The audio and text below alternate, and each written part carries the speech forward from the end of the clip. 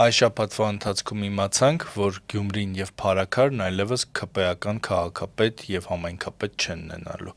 Բարև ձեզ, եթերում խորագիր հաղորդաշարն է։ Եվ ես, Գևորգ Էմինտերյանը, Սումեյնու Սողոմոնյանը փորձելու ենք ամփոփել անցած շաբաթը։ Բարև ձեզ։ Ազեր բարի։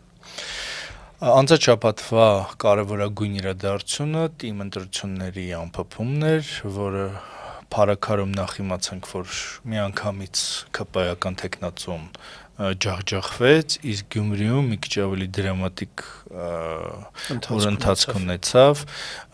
բայց ընդդիմադիր ուրեմն 4 բաներ, այսպես ասենք, խմբակցությունները միացան եւ հայտարարվեց, որ քաղաքապետ է ընտրվելու Վարդան Ղուկասյանը։ Ամեն դեպքում ուրախացնող է այն փաստը, որ ՔՊ-ն պարտվեց Հայաստանի մեծությամբ երկրորդ քաղաքում, բայց ես կարծում եմ, որ այստեղ նաև ուրեմն սիմվոլիկ բան կա, որ փաստորեն Նիկոլ Փաշինյանի իշխանության արդյունքում Հայաստանը 25 տարի հետ ընկավ, որովհետև նորից մենք վերադարձանք այն ժամանակներում, երբ Վարդան Ղուկասյանը դիտվում էր իբրև լավ քաղաքապետ։ Սա մտահոգի չէ, ոչ միայն կոնկրետ Վարդան Ղուկասյանի պարագայի համար, այլ նաև ընդհանրապես մեր ընտրության ավանդույթի առումով, որովհետև ցավոք սրտի այնպես է ստացվել, որ միշտ Հայաստանի ընտրությունները անցնում են այն մթնոլորտում, ատելության այն մթնոլորտում, որ այնքան որ մեկը գա եւ այնքան որ իշխանությունը պես մեկը չլինի։ Դա իրականում ընտրության ժամանակ կուրացնում է մարդկանց, դա հնարավորություն չի տալիս, որտեվ միշտ այդ խնդիրը լինում է, որ ինչպես անենք, որ վատագույնը չանցնի, այլ գոնե վատը անցնի։ Սա կարծում եմ, որ զարգացման բանաձև չէ եւ ժամանակն է, որ Հայաստանը կարողանա թոթափի այս պատային իրավիճակը, որ միշտ ընտրում ենք վատի ու վատագույնի միջև։ Բայց ամեն դեպքում իհարկե Գյումրիում տեղ ունեցածը կարելի է առաջընթաց համարել, չգիտեմ, բան, որ այդքան վարչական ռեսուրս, այդքան ընտրակեղծիք, այդքան, չգիտեմ, հոգեբանական ճնշում եւ այլն, որին ենթարկվեցին բոլորը, բայց փաստորեն կարողացան կոտրել այդ ճնշումը, եւ օրինակ, չգիտեմ, ինչ պատահական մարդիկ փողոցում, իբր պատահական մարդիկ հարձակվում են լրագրողների վրա, իբր, չգիտեմ, այսպես շատ լարված բան կար, բայց ամեն դեպքում պարզ դարձավ, որ ՔՊ-ն մնացել է մենակ եւ ուրեմն ռեալ գետնի վրա պարտվեց։ Որքան էլ այս ընտրություններում շատ կարևոր նշանակություն ուներ անձի գործոնը, ընտանեկան, տոհմական կապերը, ազգական, խնամիական, ընկերական, այս հանգամանքները այո շատ կարևոր են, բայց ամեն դեպքում սա քաղաքական ընտրություններ էին նաև ցույց տվեց։ Մաքուր քաղաքական չէին նաև, բայց մաքուր անձնական չէին։ Այս երկուսի խառնուրդն էր այս ընտրությունները, Գյումրիի մասին է խոսքը առաջին հերթին, եւ ցույց տվեց հստակ, որ ժողովուրդը մերժում է իշխանություններին, ՔՊ-ին է մերժում։ Ես համաձայն եմ, այո, որ ամենացավալի կողմը հենց դա է, որ ատելության ֆոնի տակ անցնում այդ ընտրությունները, որ մեր ժողովրդի հատվածները մարդիկ իրար ատում են։ Սա իսկապես շատ վատ է, շատ մտահոգիչ է։ Մյուս կարևոր արձանագրումը այն է, որ ամեն դեպքում պետք է, ես կարծում եմ, որ համայնքային ընտրությունները չպետք է լինեն կուսակցական համամասնական այս ձևով, հա, որ արվում է, որովհետև այստեղ իրականում այս ընտրությունները կոնկրետ ասենք այն, որ Վարդան Ղուկասյանը ասենք կոմկուսով է հանդես գալիս, սա ցույց է տալիս, որ այստեղ բացարձակ ձևական է այդ կուսակցական հանգամանքը։ Ի վերջո, եթե զուտ նայում ենք կոմունալ տեսանկյունից, հա,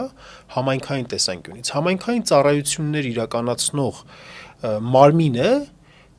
պարտադիր չի, որ ինքը լինի ինչ որ, ասենք, գաղափարախոսություն կրի քաղաքական պլատֆորմա ունենա։ Ինքը ինչ որ նոր կարգ չի սահմանում ամբողջ երկրի համար, հա, պարլամենտական ընտրությունները պարզ է եւ հասկանալի է այդ տեսանկյունից, բայց այստեղ պետք է ես կարծում եմ, որ մենք լրջորեն մտածենք այն բանի վրա, որ տեղական ինքնակառավարման մարմիններ ձևավորելիս ի վերջո մեծամասնական մաժորիտար ընտրակարգով անցկացվեն եւ մարդիկ պարզապես իրենց ճանաչած անձերին քվեարկեն։ Անկախ նրանից, որ դա Եվրոպայում, Արևմուտքում, օրինակ, այդպես չէ, որ այնտեղ էլ է կուսակցական համակարգով տեղի ունենում, այնտեղ էլ է պլատֆորմայի վրա տեղի ունենում քաղաքական գաղափարախոսական, ամեն ինչը չի, որ մենք պետք է վերցնենք, յուրաքանչյուր շոր չէ, որ մեզ սազում է, էլի կսազա, ինչքան էլ այդ շորերը գուցե լավը լինեն, բայց եթե մեզ չի սազում, մեր հակով չի, պետք չի եւ մենք պետք է մտածենք, որ թե ավականու կազմ ձևավորելիս, թե քաղաքապետ պետք է անձինք ընտրվեն։ Ես համենայն դեպս այս ընտրությունները իմ մոտ նաեւ դա։ Այսինքն քաղաքական պաշտոն չի քաղաքապետը։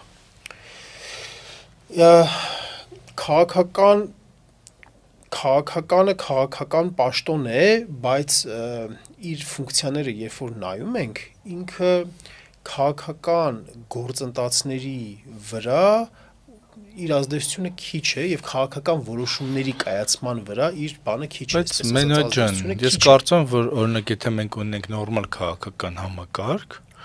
ասենք Գյումրիում քաղաքապետ դարձած մարդը, որը ասենք հաջողությամբ զարգացրել է քաղաքը 5 տարվա ընթացքում, բերել է ինչ-որ վիճակի եւ այլն, հետո կարա ասենք հավակնի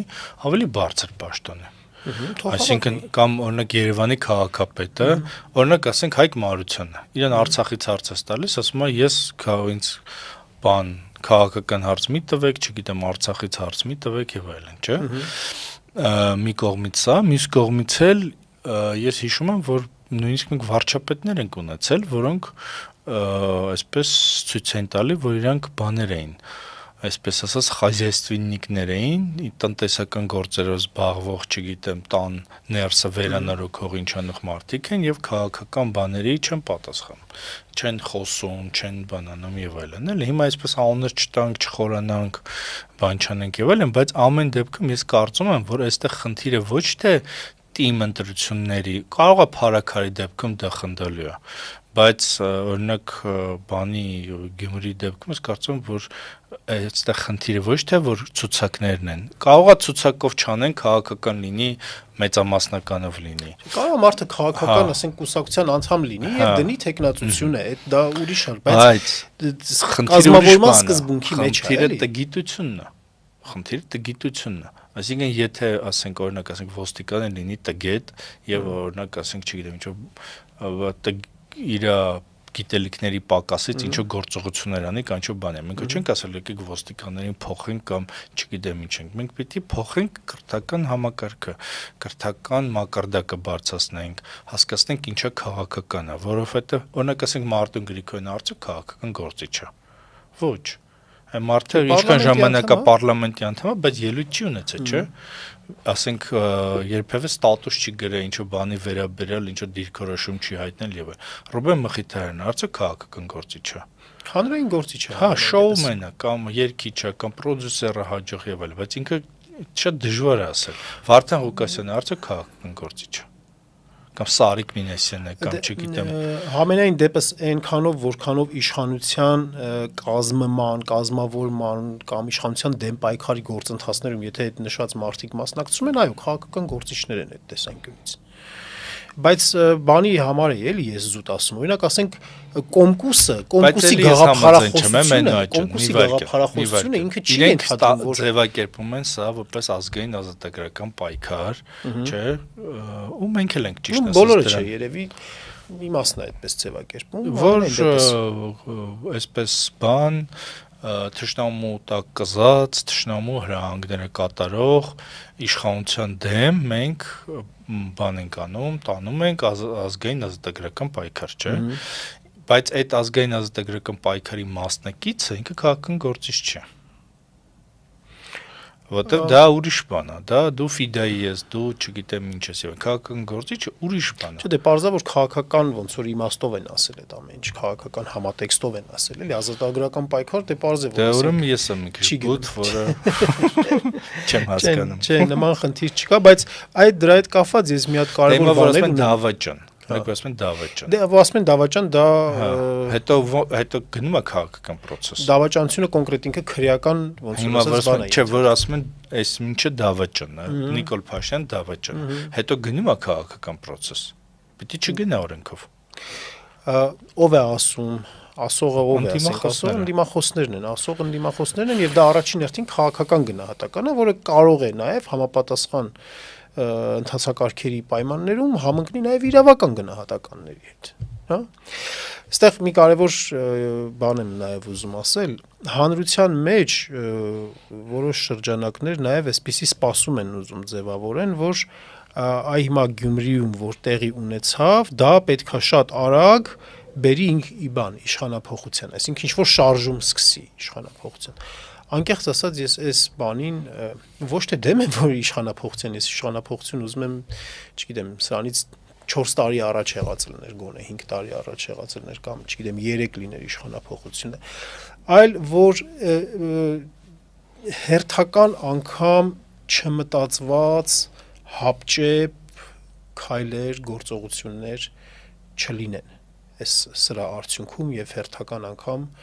նորից բան չլինի, հիասթափություն չլինի, որովհետև այս երևույթը ինքը շատ կարևոր էր այն իմաստով, որ ընտրությունների միջոցով էլ հնարավոր է փոխել իշխանություն։ Եթե ընդդիմադիր կողմը կայացած է, ընդդիմադիրները կայացած են, կազմակերպված են, հա, հնարավոր է, այսինքն բայց երբևէ տեսել ես որ Հայաստանում ընտրություններով փոխվի իշխանություն։ Դե տեսանք օրինակ, ասենք Գյումրիում Դե Գյումրին լոկալ ինչ-որ բան է։ Մենակ ջան, հիմա կարող է պետք է ինչ-որ մի բանը մի անգամ լինի, թե չլինի բազմիցս։ Դե դեմ ասում։ Վանաձորում չի ընտրվել, Ալավերդիում չի ընտրվել ընդդիմադիր բանը, չգիտեմ, այն բաները, Գորիս փարակ բաները, քաջարան-մաջարաններն էլ հələ պլյուս, որ անհայտ է իրենք վերջի ինչ են, ասենք փարակար, քաջարանի բանը քաղաքապետը Վարդերի փունջով դիմավորում Աննա Հակոբյանին, չգիտեմ ինչ, հիմա չես հասկանում, դու շարունակում ես այդ բանը, հրաժարվել ես դրանից։ Համաձայն եմ, այո, համաձայն եմ, բայց ամեն դեպքում այդ բազմաթիվ դեպքեր արդեն ցույց են տալիս, որ մարդիկ չեն ուզում։ Բայց դա չի աշխատում, չեն ուզում, բայց չի աշխատում։ Չի աշխատում, հա, որովհետև անթույլատրելի ձևերով ճնշում են, քրեական գործեր են հարուցում, շանտաժներ են անում եւ այլն, բայց սա ցույց է տալիս, որ ճիշտ կազմակերպման դեպքում հնարավոր է, էլի, տքնաջան աշխատանքի ճիշտ կազմակերպման կայանալու պարագայում հնարավոր է, գուցե հնարավոր է դեռ այդպես անել։ Ես կարծեմ, որ այստեղ այդ անհնարինության էլեմենտը, այդտեղ անհնարինության էլեմենտ կա, որը կոնկրետ պատճառն է։ Պատճառը այն է, որ այսպես կրիմինալ աշխարհում ասում են, որ միշտ պետությունը մի փամփուշտ ավելուն է։ Երբ որ պետության դեմ սկսում են պայքարել։ Այստեղ իրականում խնդիրն այն է, որ պետությունը եւ քաղաքական իշխանությունը նույնանում են։ Այսինքն այն բոլոր, ասենք, չգիտեմ, սոցիալական, ուժային, չգիտեմ ինչ ծառայություններ եւ այլն սկսում են ծառայել քաղաքական իշխանությունը։ Ոչ թե ասում են, որ գիտես ընկեր ջան, ասենք դու կարաս ես զբաղվում եմ, ասենք, լրտեսներով զբաղվում եմ, չգիտեմ ինչերով եւ այլն, քո, ասենք, քաղաքական հակառակորդներին դեմ միտո, որ ես դատը եմ, որ ես չգիտեմ բռնեմ, որ ձերբակալեմ, որ չգիտեմ հետապնդեմ ինչ անեմ։ Այդ տարաբաժանումը չկա, բայց դու չես կարող մենակ ջան այնպիսի ուժ կազմակերպես, որ ասենք ԱԱՑ-ից ավելի կամ զինվորական համակարգից կամ ոստիկանությունից ավելի, ասենք, կուռ համակարգ լինի։ Դա անհնարին է։ Եթե այդ քաղաքական եւ պետական բաները, ֆունկցիաները չեն տարանջատվում, իսկ Հայաստանում չեն տարանջատվում նույնիսկ դատական, նույնիսկ չգիտեմ, այն օրենք բաներով, ժողովրդավարության բաներով, այբուբենով բանարած ուժերը, Դա անհնար է դրա դեմ պայքարը։ Ես ընդունում եմ ստացիոնար պայմաններում, որ դա այդպես է, բայց հիմիկվա պայմանները շատ առանձնահատուկ են։ Շատ չնչին է իրական աջակցությունը այս իշխանություններին եւ հակա ռեյտինգը այս իշխանությունների հեռանալու ցանկությունը այնքան մեծ է, որ անգամ այդ պետական մեծ վարչական ռեսուրսի կիրառման պայմաններում ես կարծում եմ, որ ամեն դեպքում այդ ռեսուրսների գործադրման, չգիտեմ, 10 եղանակից գոնե, ասենք 5-ին հնարավոր է բլոկավորել եւ ի վերջո մարդկանց կամքը նայ, եթե այս բանով չառաջնորդվենք, եթե այս մտայնությամբ չառաջնորդվենք, մենք չգիտենք, մինչև 2026 թվականը ինչպիսի իրադրություն կարող է լինել եւ ընտրություններից բացի սահմանադրական այլ եղանակով իշխանափոխություն անելու հնարավորություն կլինի թե չի լինի, եթե մենք այս մտայնությամբ չառաջնորդվենք, մենք չենք պատրաստվի ընտրություններին, սահմանադրական եղանակով իշխանափոխություն չի եղել։ Ոչ Լևոն Տեր-Պետրոսյանի իշխանության գալն է եղել սահմանադրական։ Ես համաձայն եմ։ Ոչ Վազգեն Սարգսյանի, Ռոբերտ Քոչարյանի իշխանության գալն է եղել սահմանադրական։ Ես համաձայն եմ։ Դա եղել է միշտ ոչ Նիկոլ Փաշինյանի գալն է եղել։ Մենք այդ անհնարինության կանխավարկածով ենք առաջնորդվում, այդ նշանակում է մենք դեմոտիվացվում ենք։ Մենք ուրեմն պետքա չպատրաստվենք, մենք ուրեմն պետքա չմարզվենք։ Դա ավելի լավ է, արի պատրաստվենք դիեզերք թռչել։ Դա որը ես կարծում եմ, որ եթե չի եղել, չգիտեմ, ի վերջո պատմության մեջ ինչ որ մի բանը մի անգամ է լինում, էլի, ասենք չի լինում, մեկ է լինում է։ Հայաստանում, ասենք 13-րդ դարից, ասենք, ազատագրական շարժում չեղավ, մեկ է հանկարծ 18-րդ դարի 20-ական թվականներին եղավ։ Չի նշանակում, որ տխուր վախճան ունեցավ։ Դե համենայն դեպս, բայց չէ, վախճան ունեցավ, բայց շատ կարևոր հետք թողեց հետագա սերունդների գիտակցության վրա, ասենք։ Մյուս կարևոր բանը, որ մենք ասացինք ու դա թռուցիկ անցենք, այդ ատելության բանն է, գեներացիոնն է, որ ընտրությունների ժամանակ միշտ լինում է։ Ես կարծում եմ, որ սա իհարկե մասնակից չեմ, բայց ես հասկանում եմ, որ դա տեխնոլոգիա է։ Այսինքն մի կողմից այդ ընտրությունների գնացող ուժերը իրար հանդեպ բան են գեներացնում, ատելություն են գեներացնում, որ հնարավորինս շատ ձայն վերցնեն, որ մարդիկ գնան ընտրության, որ չգիտեմ, բան անեն եւ այլն, բայց մեր ժողովուրդը ունի առանձնահատկություն, էլի, այսինքն մեր այդ ընտանեկան կապերը, մեր անձնական կապերը եւ այլն, բան դրանց այդ քաղաքական process-ները անջնջելի հետք են թողում։ Գուցե ասենք, չգիտեմ, մեծ քաղաքներում, ասենք Նյու Յորքներում, Մոսկվաներում եւ այլն, դա այդպես հետք չի թողնում, մարդիկ հետո շարունակում են շփվել, մեկը իրար չեն ճանաչում եւ այլն։ Բայց մենք այնուամենայնիվ որպես հասարակություն այդ գյուղական բանը ունենք մեր մեջ։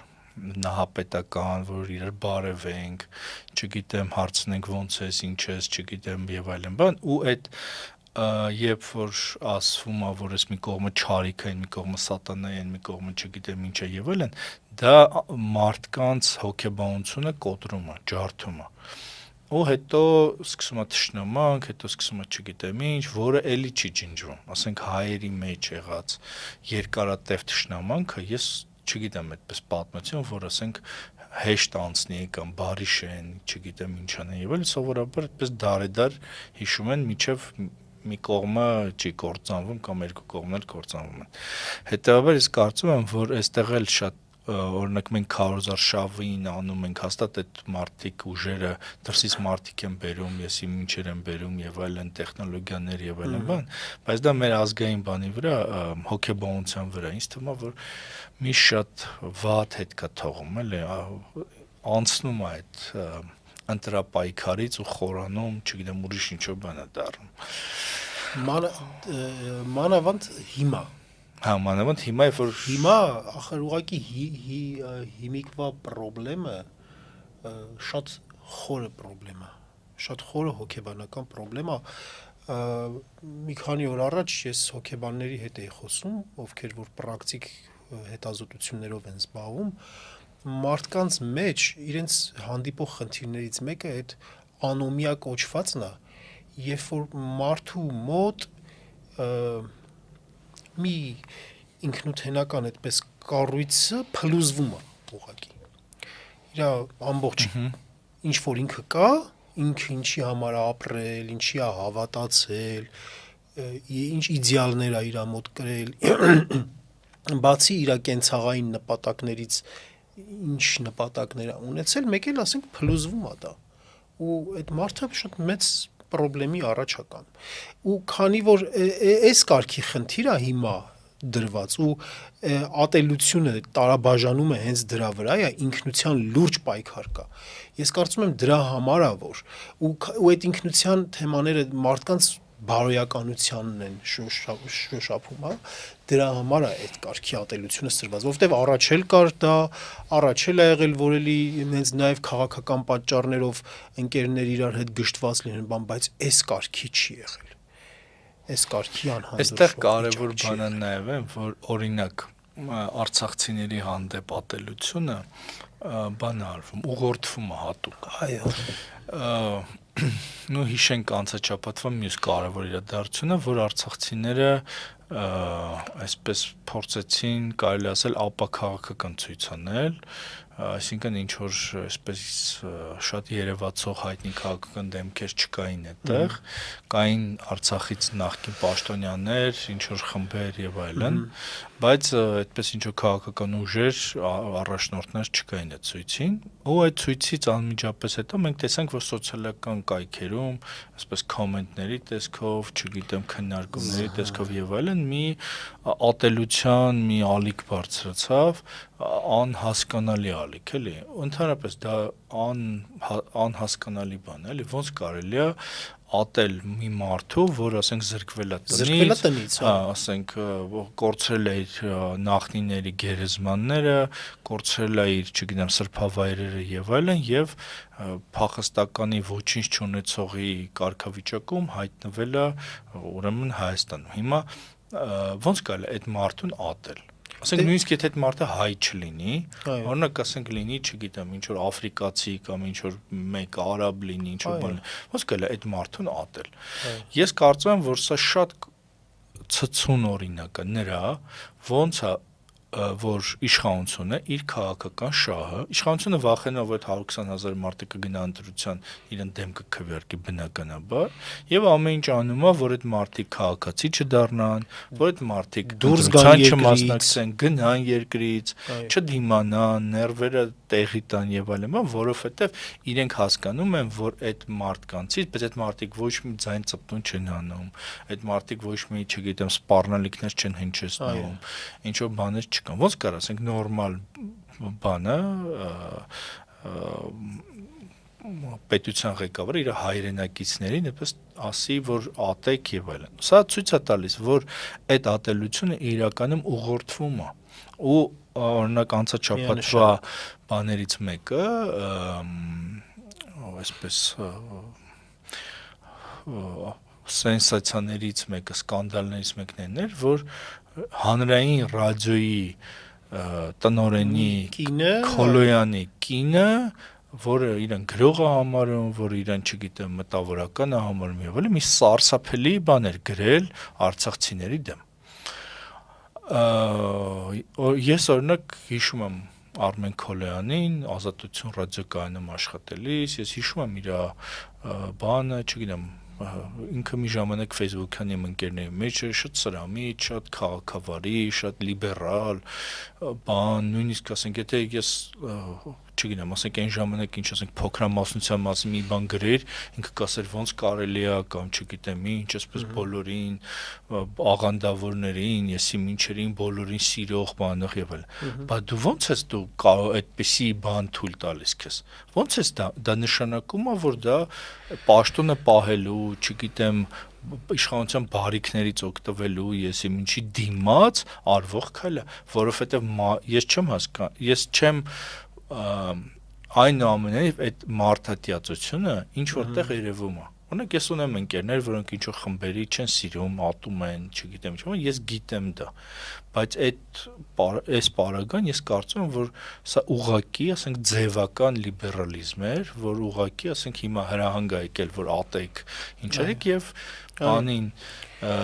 Նիկոլ Փաշինյանին դուր գալու համար, որտես մենք ինչքան լավ ենք աշխատում, իրենք դա անում են։ Արցախցիներին ատել նրանց ու դա գալիս է հենց Նիկոլ Փաշինյանից, հենց իրենց է գալիս։ Միանշանակ։ Ինչի մասին է խոսքը, եթե ասենք Արմեն Գրիգորյանին մի տարի առաջ ասած խոսքի համար բռնեցին ու կալանքի տարան թեմայով, ասենք սպանեցին, այո։ Արցախցիներին ատելության խոսք ասելը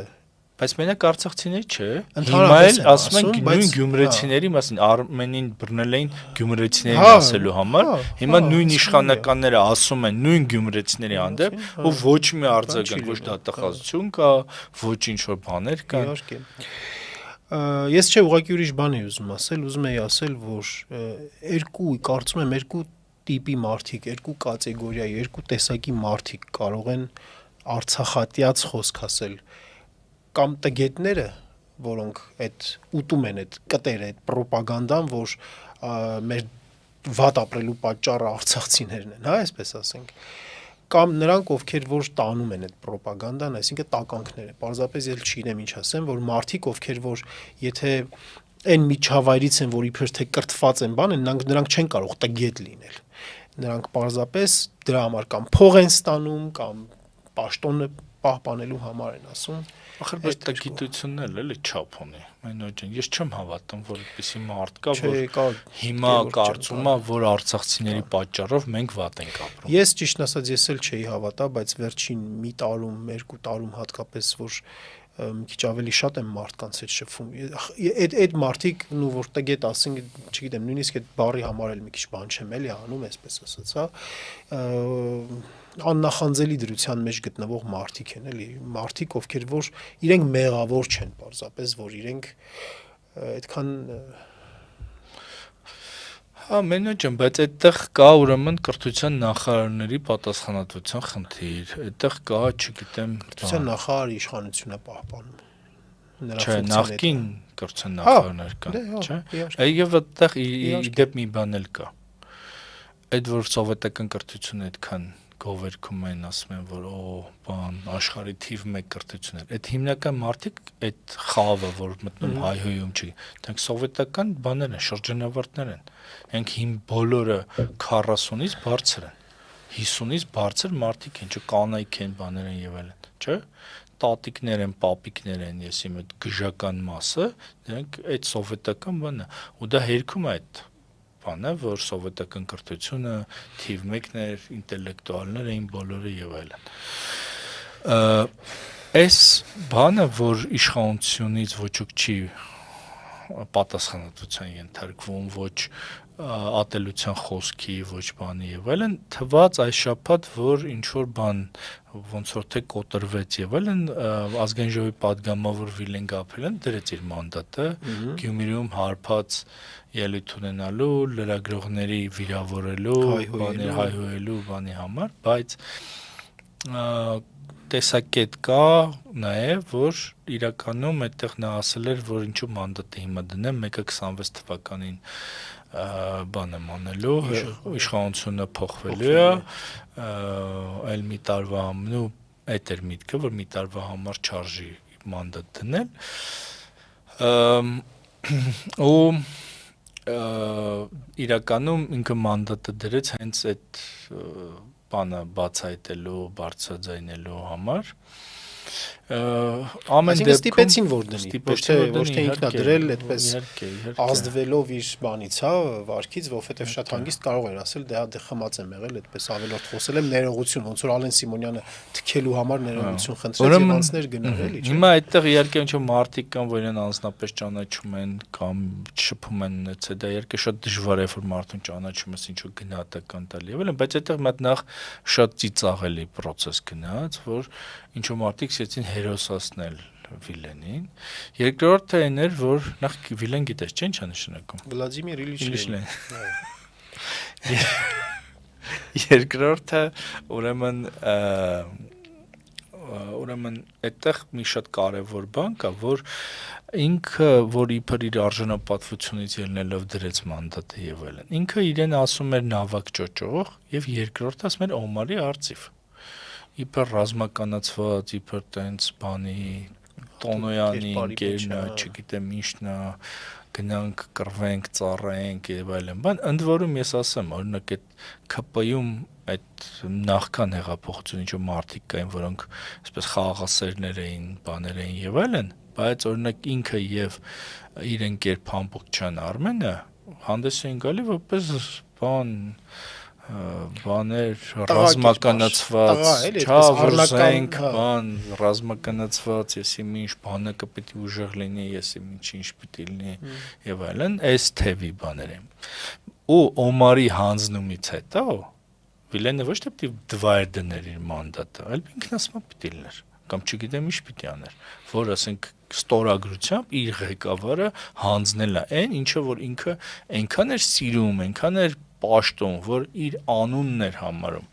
իրեն համարում էր Օմարի արծիվ, այդպես էր, համ կարծեմ Facebook page-ն էր այդպես էր ստորագրում, չգիտեմ ինչ նրան եւ այլն։ Կամ գոնե ոնց որ ասած լավություն արած կլիներ, որ ԿՊ-ից ուղակի դուրս գար մնար պատկան։ Կարող հարց, բաներ, հարցեր բարձրացներ, չգիտեմ ինչ աներ եւ այլն, ու չգիտեմ կուլիսներում ինչ են խոսել, ինչ են տվել իրան, ինչ է առել, ինչ է եղել եւ այլն, բայց ամեն դեպքում, եթե ինքը արժանապատվությունն էր, ինքը ոչ թե այդ հայհոյանքից հետո պիտի գնար, այլ պիտի Օմարից հետո գնար։ Սա մեկ, երկրորդը, որ իրականում պարզվեց, որ այս պատասխանատվության պահը իրական սուտ է եւ սա իրական պատժում են Վիլենին, այն էր, որ անցաչափած ուրեմն Գագիկ Շամշյանը նկարել էր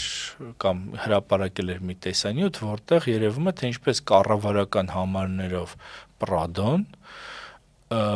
հանդիպակաց գոտի է դուրս գալիս Չարենց փողոցում,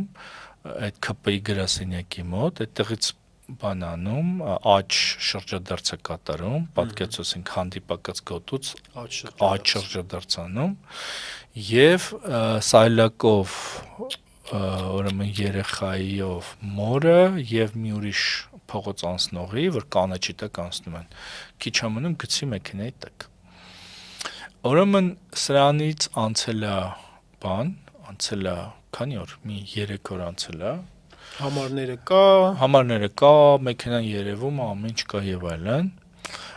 Ուրեմն Նաիրի Սարգսյանը, շիշ բռնող Հայկ Սարգսյանի եղբայրը,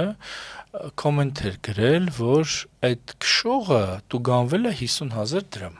այսինքն որ պատժվել է այդ մարդը, էլի այդ վարորդը, բայց իշխանությունից ոչ մի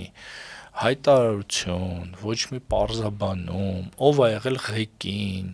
ինչ իրավիճակում է եղել, արդյոք տարել են, ստուգել են նարկոտիկի քանակությունը իր արյան մեջ, արդյոք ստուգել են, չգիտեմ, ինչը ուղեղը տեղում է, թե տեղում չի եւ այլն, եւ ոչ մի հրաժարական, ոչ մի աշխատանքից ազատում, ոչինչ։ Այդ 50,000-ն էլ գրելու են, ասենք, պետական բյուջեից փոխանցեն մյուս հաշվի համարի վրա, որտեղ դա պետական մեքենա է, եւ համարեն, որ ուրեմն պատիժ եղավ։ Ու այս ֆոնի վրա Նիկոլ Փաշինյանը խոսում է նրա մասին, որ Հայաստանում վարորդական իրավունքները կեղծ են, չգիտեմ, գնված են, եսի ինչ են եւ այլն։ Նախ ինքը չի պատմում, ինքը ինչպես է ստացել այդ վարորդական իրավունքը, ինչ պայմաններում է եղել, որտեղից գիտի այդ կեղծ բաների մասին։ Դատախազությունը չի հարցնում իրեն, պարոն վարչապետ, այդքան բան գիտես, բայց ինչի՞ չես գրում այդտեղ։ Գրի, որ ասենք, այս ինչան, այս ինչին ծանոթ,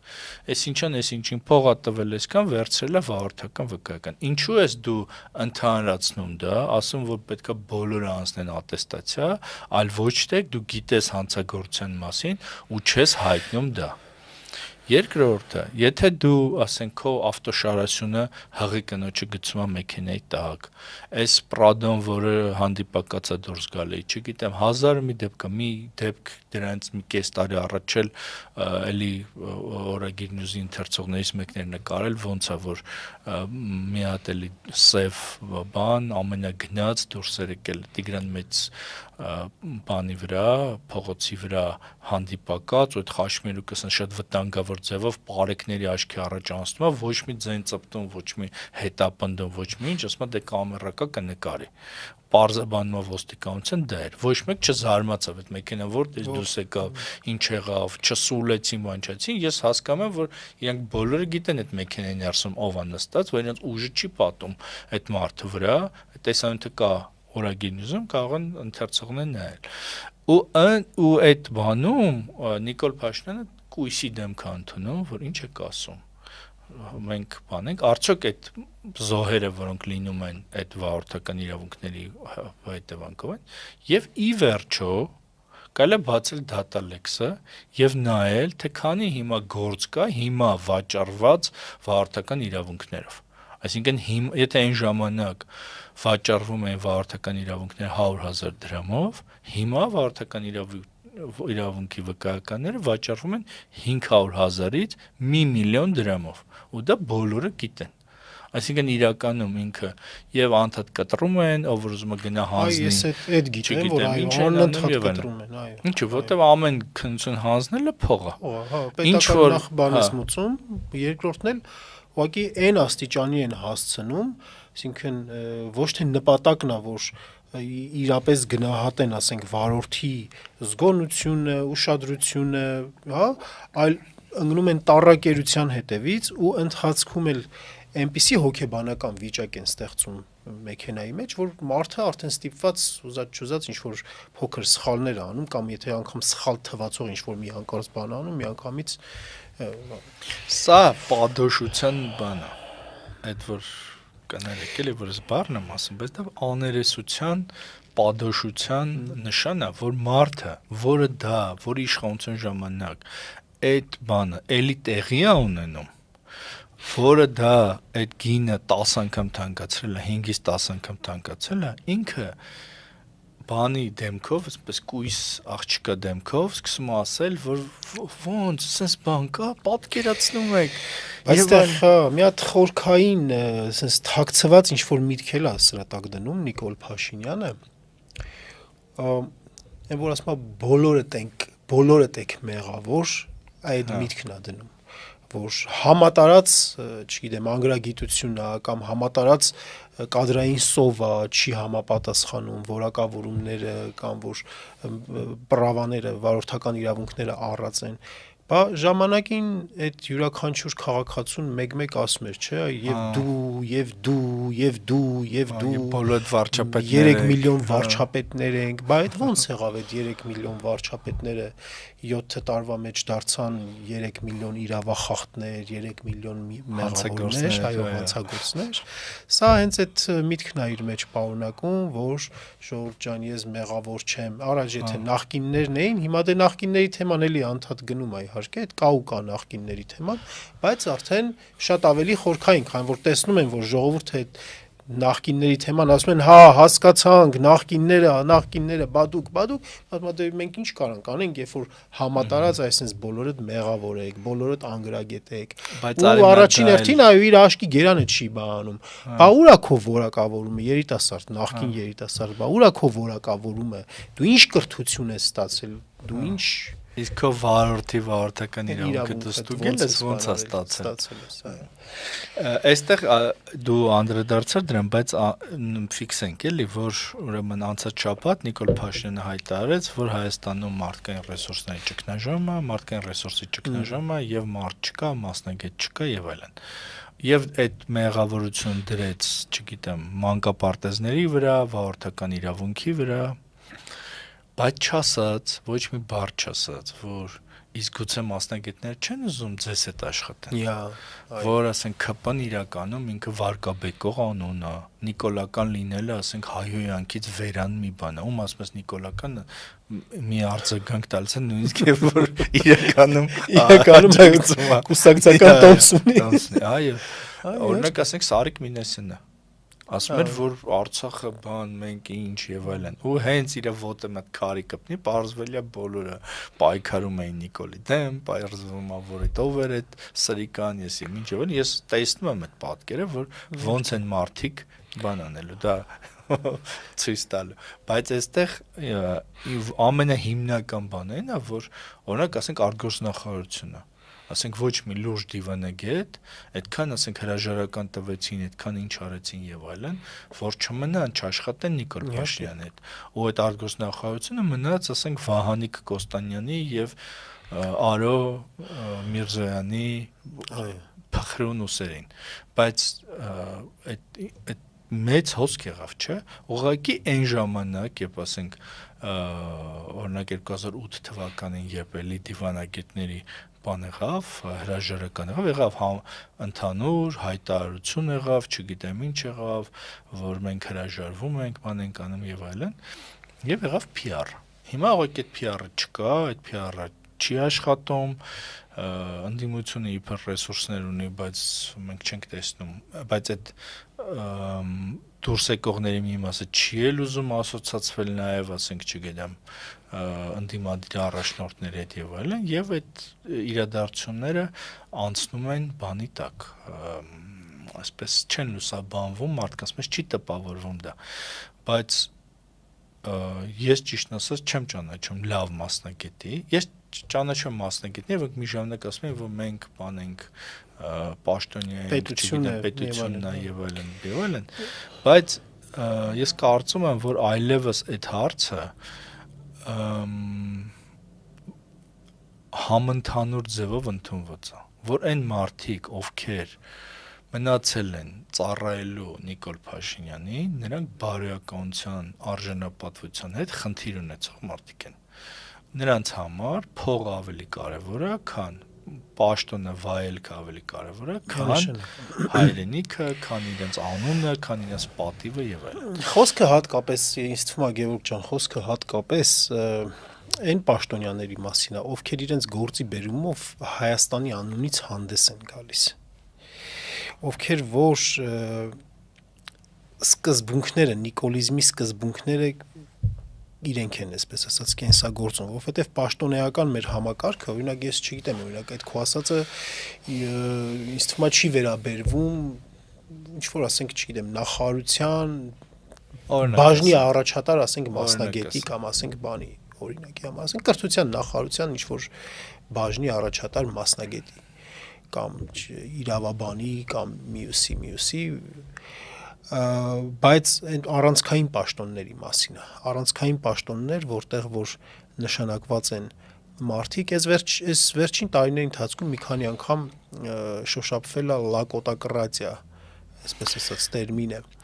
որտեղ մենեջեն դու պատկերացնում ես, որ օրինակ քեզ հրահանգը գալիս, դու կատարում ես հրահանգ, որ մի մարդու կողմից եկած որին դու, ասենք, բոլոր բջիջներով ատում ես։ Կարա այդպիսի բան լինի։ Չէ, ես իմ մոտ չի կարող լինել։ Ես օրինակ չէի անի։ Իսկ մարդը, որը կարողանում է ուրեմն իբր դա ատելությունը, բայց ինքը անում է հրահանգ։ Կարանք ասենք, որ դա ատելություն չի իրականում։ Հիմա այստեղ խնդիրը գիտես ինչի մեջ է։ Այստեղ ես հաստատ հավատացած եմ, որ պետական համակարգի պաշտոնյաների մեր մեծամասնությունը իրենք բոլորն էլ երկար տարիներ մանավանդ պետության մեջ եղած մարդիկ, ծառայած մարդիկ իրենց մոտ այդ բանը կրում են էլի ամեն դեպքում, պետական այդ առանցքը կրում են։ Բայց այդ իրենցից յուրաքանչյուրը իրեն մենակ ազգում։ Իրեն տեսնում է մենակության մեջ։ Ինքը չի պատկերացնում, որ հնարավոր է, որ պետական համակարգը մի հատ ընդհանուր առմամբ այսպես մի հատ բողոքի ալիք բարձրացնի։ Ինչ որ կնոպկաներ չեն աշխատում այդտեղ։ Կամ յուրաքանչյուրը մտածում է, որ ինքը եթե նախաձեռնություն, ասենք, սկսվի, դա հաջողության չի հասնի։ Ու այդպես բոլորը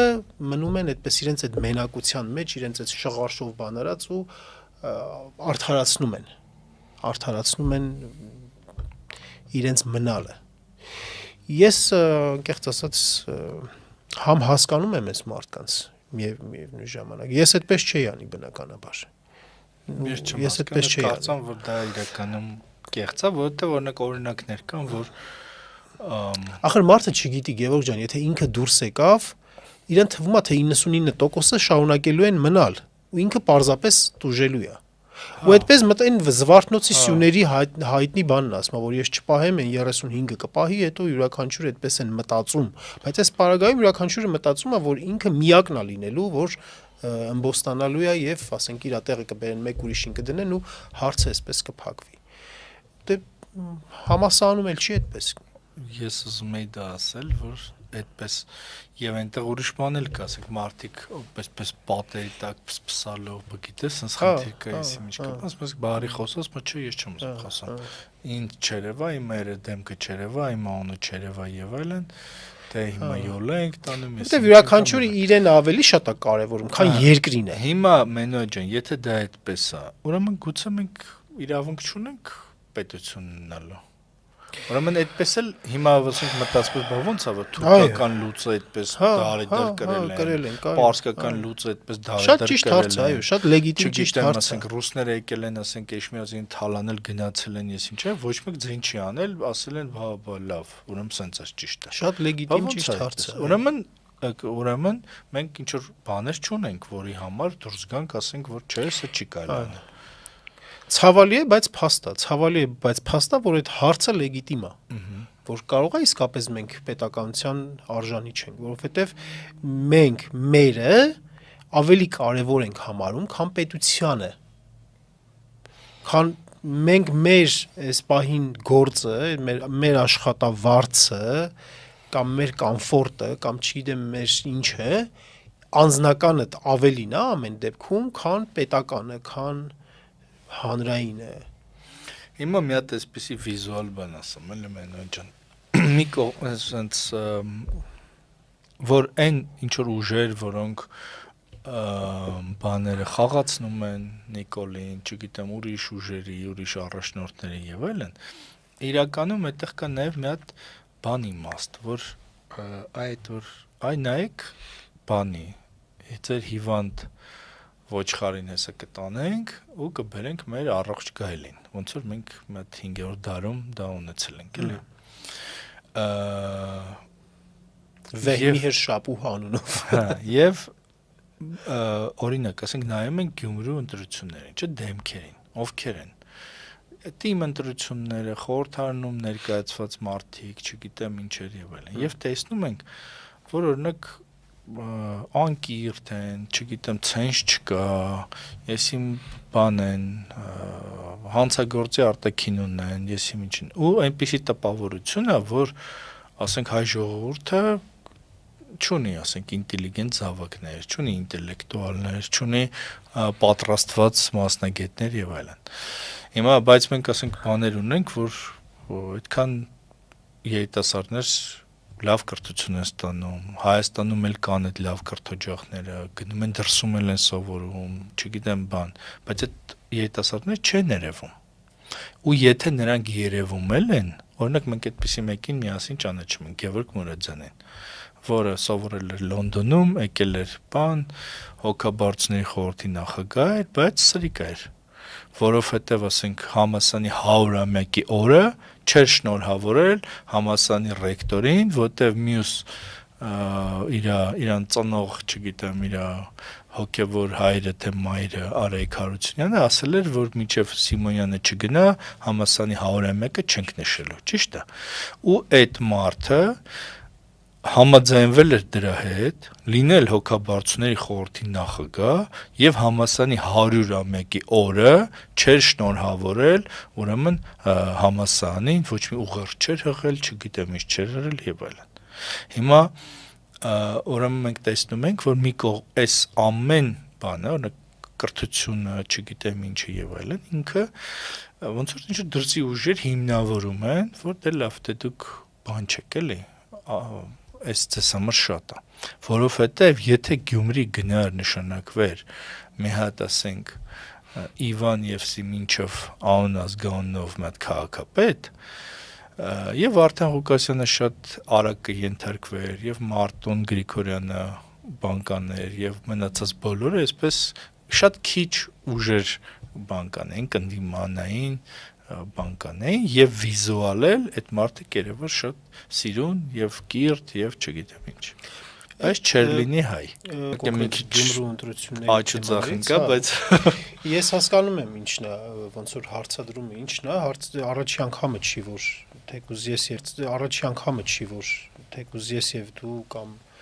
ընդհանուր առմամբ քննարկվել է այդ հարցը, որ ոնց է լինում, որ օտարազգի ղեկավարը բոլորի համար է ընդունելի դառնում, իսկ ներսից ղեկավար չենք կարողանում մենք գեներացնել։ Սա շատ, իհարկե, շատ հետազոտություն պահանջող հարց է, հետազոտական հիմքով պատասխան պահանջող հարց է, որ իսկապես ազգագրագետներն ասեն, թե, չգիտեմ, սոցիոլոգները, քաղաքագետները այս հարցի պատասխանը այո պետք է մի հատ տան, հասկանանք, թե ինչի է այսպես լինում։ Ստում է հիմնական պատճառը մեր օտարասիրությունն է։ Մենք սիրում ենք, որ օտարները մեզ սիրեն որպես յուրային։ Ասենք ռուսները մեզ սիրեն որպես լավ ռուսի, ամերիկացիները մեզ սիրեն որպես լավ ամերիկացիների, թուրքերը մեզ սիրեն որպես լավ թուրքի։ Այդ բանը ոչ թե մեզ սիրեն, այս սիրենը շատ նորմալ է։ Բայց դա պատճառ չի, դա դրսևորում է, Գևորգ ջան։ Հա, դա հիվանդագին բան է։ Ասենք ես դառնամ ավելի լավ ռուս, քան ռուսներն են։ Օրինակ ասենք ռուս փորձագետները այնքան հիմնավորումներ, բաներ, թե ինչու իրենք դուրս եկան Արցախից, ոնց Արցախը մնաց Ադրբեջանի, այդքան չեն տալիս, ինչքան ասենք հայ փորձագետներն են դա անում։ Չէ՞, դա ի՞նչ է։ Աբսուրդ մի բան։ Դե հա, էդ էլ հա։ Ու կրթություն ստացած ջահել, ինչ որ արժանապատիվ դեմքով երիտասարդներ են դա ասում։